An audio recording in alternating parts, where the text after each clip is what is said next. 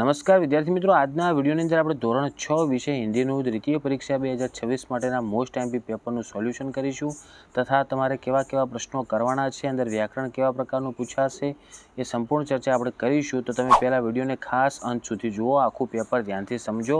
જેમ જેમ પ્રશ્નો બતાવ્યું પ્રશ્નોનું સ્ક્રીનશોટ લેતા રહેજો અને પ્રશ્નો વાંચીને જજો. ઓકે, તમને ખૂબ જ ફાયદો થશે.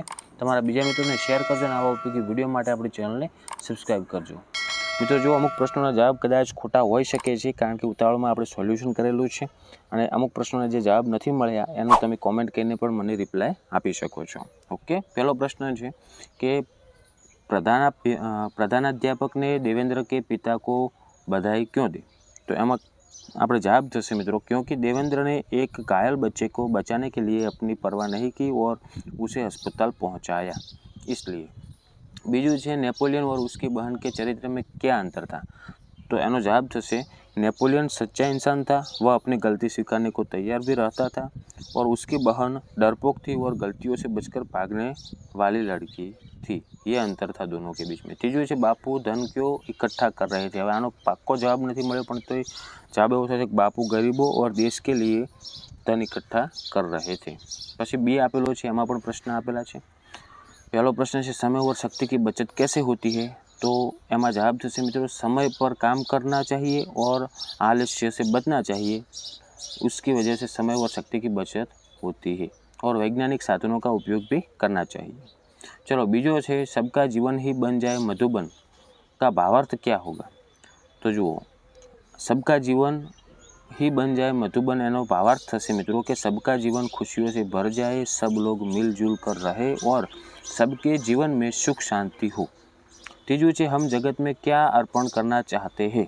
तो जवाब आवशे पहला एमां हम जगत में प्रेम, शांति और खुशी अर्पण करना चाहते हैं. पछी एमां ने एमां क्यों पूछेलुं छे, केम? तो क्योंकि हम दुनिया को बेहतर जगत बनाना चाहते हैं. हम दुनिया को बेहतर जगह बनाना चाहते हैं. प्रश्न 2 आपेलो छे, जेमां तमारे कहावतनो अर्थ आपवानो छे. तो पहली छे जो गरजते हैं सो बरसते नहीं. तो एनो मतलब एवो थाय जो लोग बड़ी बड़ी बातें करते हैं वे अक्सर काम नहीं करते. पछी बीजू छे कोयल की दलाली में हाथ काला.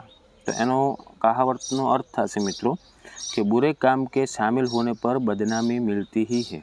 तीजू छे कंगाली में आटा गीला. तो एनो जवाब आवशे मित्रों मुसीबत पर मुसीबत आना. चौथुं छे उल्टा चोर कोटवाल को डांटे. तो एनो जवाब थशे मित्रों दोषी द्वारा निर्देश को धमकाना. पछी प्रश्न 3 आपेल छे, जेमां तमारे चित्रना आधारे 8 થી 10 वाक्यों लखवाना छे. पछी प्रश्न 4 में जुओ वाक्यों ने सही क्रम में गोठववाना छे. पछी जुओ एमां हवे वाक्यनो साचो क्रम कयो थाय हुं तमने कही दूं मित्रों कि पहला जे वाक्य शरूआत थाय ने वार्ता एनु पहला नंबर में कयुं वाक्य आवशे? जे तमने चौथा नंबरनुं देखाय छे ने एनो पहलो क्रम थशे कि एक दिन एक शिकारी जंगल में शिकार करने आया. हवे हुं डायरेक्ट क्रम बोलीश कि पहला नंबर में चौथुं आवशे, पछी बीजा नंबर में आवशे मित्रों बीजू वाक्य आवशे जे शेर जहाँ सो रहा था वाळुं. तीजा नंबर में वाक्य आवशे मित्रों पहला नंबरनुं जे लखेल छे ने जाल में फंसते ही शेर दहाड़ने लगा. चौथा नंबर में जवाब आवशे मित्रों छठा नंबरनुं वाक्य कि शेर की नींद खुल गई. पांचमा क्रम में आवशे पांचमुं ज वाक्य एनुं एम कि वह शेर के शरीर पर चढ़ा और नाचने लगा. और छठा क्रम में आवशे तीजा नंबरनुं वाक्य कि उस दिन से शेर और चूहा मित्र बन गए. प्रश्न 5 है, जेमां आपणे मातृभाषामां फकरानो अनुवाद करवानो छे. जेमां जुओ तमने समजावी दूं कई रीतनुं लखवानुं. तो पहलुं वाक्य धारो कि आपेल छे कुछ दिनों के बाद अली ख्वाजा मक्का की यात्रा से वापस आया. तो थोड़ा दिवसों पछी अली ख्वाजा मक्कानी यात्राएथी पाछा आव्या. आ रीतनुं वाक्य आपणे गुजरातीमां करवानुं हतुं. पछी बीजुं वाक्य छे एमां जुओ घर में अपना सामान रख कर वह सीधा वाजिद के घर गया और अपनी यात्रा की सारी बातें बताई. तो घरे पोतानो सामान मूकीने त्यांथी सीधा वाजिदना घरे गया अने तेनी यात्रानी बधी वातो कीधी. बस आ रीतनुं आपणे गुजरातीमां अनुवाद करवानुं हतुं. प्रश्न 6 जुओ, जेमां तमारे एनुं लिंग परिवर्तन करवानुं छे. तो पहलुं छे मोर. तो एनुं लिंग परिवर्तन थशे मित्रों मोरनी. बीजुं छे लेखक. तो एनुं लिंग परिवर्तन थशे लेखिका. तीजुं छे दादा. तो एमनुं लिंग परिवर्तन थशे दादी. હવે પ્રશ્ન 7 જેમાં તમારે શું કરવાનું હતું? ફકરો વાંચી અને એના આધારે આપણે પ્રશ્નોના જવાબ આપવાના હતા. તો પહેલો પ્રશ્ન છે जीवन में खेल क्यों ज़रूरी है? तो जीवन में खेल ज़रूरी है क्योंकि खेल से मनोरंजन मिलता है, तंदुरुस्ती ठीक होती है और हम कम बीमार पड़ते हैं। ओके, પછી બીજું છે खेल के अभाव में क्या होता है।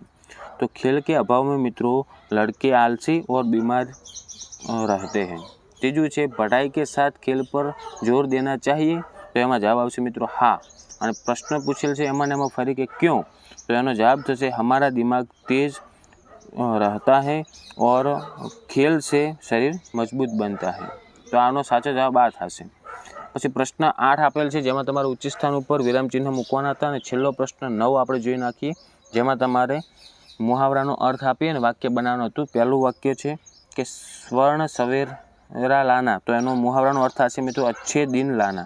બીજું છે સિર ખુજલાના, તો એનો અર્થ થશે મિત્રો કુછ સમજ में न आना। અને ત્રીજું છે કहा सुनी होना, તો એનો જવાબ થશે બહસ હોના। ઓકે, તો મિત્રો આગળ 10મો પ્રશ્ન છે જેમાં તમારે એક ચિઠ્ઠી લખવાની હતી, અને 11મો પ્રશ્ન છે જેમાં તમારે નિબંધ આપેલો હતો। તો આ હતું મિત્રો આપણે ધોરણ 6 વિષય હિન્દીનું મોસ્ટ એમપી પેપર અને એનું સાચું સોલ્યુશન।